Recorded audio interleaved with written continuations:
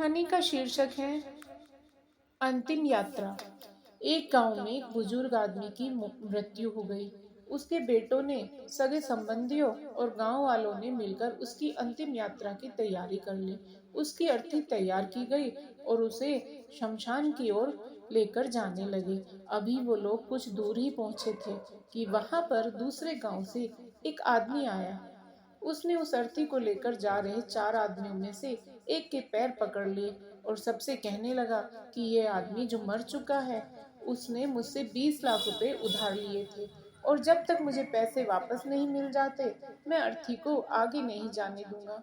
मृत व्यक्ति के बेटों ने उस आदमी से कहा कि पिताजी ने कभी इस कर्जे के बारे में हमसे जिक्र नहीं किया, इसलिए हम तो यह कर्ज नहीं देने वाले। जब बेटों ने ही मना कर दिया तो उस मृत व्यक्ति के भाइयों ने, रिश्तेदारों आदि ने भी कहा कि जब बेटे ही मना कर रहे हैं तो हम भी इस कर्ज की जिम्मेदारी नहीं लेने वाले हैं। शमशान यात्रा में शामिल कोई भी आदमी पैसे देने के लिए राजी नहीं हुआ। दूसरे गांव से आए उस आदमी ने अर्थी को आगे भी नहीं जाने दिया, जब तक कि इस घटना की खबर घर की महिलाओं तक न पहुंच गई।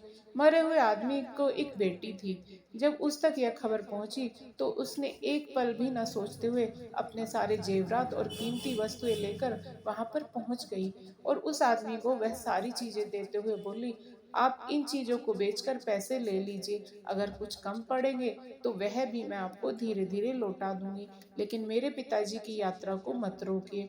इस घटना को देखकर सारे गांव वाले दंग थे।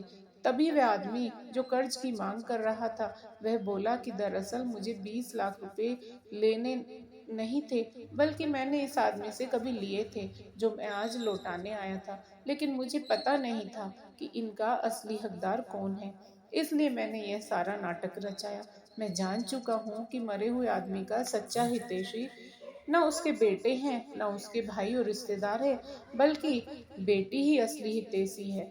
इसलिए यह सारे पैसे मैं उसकी बेटी के हवाले करता हूँ और अपने कर्जे से मुक्त होता हूँ। उस व्यक्ति की बात सुनकर और अभी कुछ समय पहले जो भी घटना घटित हो चुकी थी, उससे मृत व्यक्ति के बेटों के, भाइयों के तथा बाकी रिश्तेदारों के सिर शर्म से झुक गए। इसलिए हमेशा दुआ करना कि हर किसी को एक बेटी अवश्य हो, क्योंकि बाकी सब तो माता पिता की दौलत को अपना समझते हैं, लेकिन बेटियां माँ बाप को ही अपनी दौलत समझती हैं।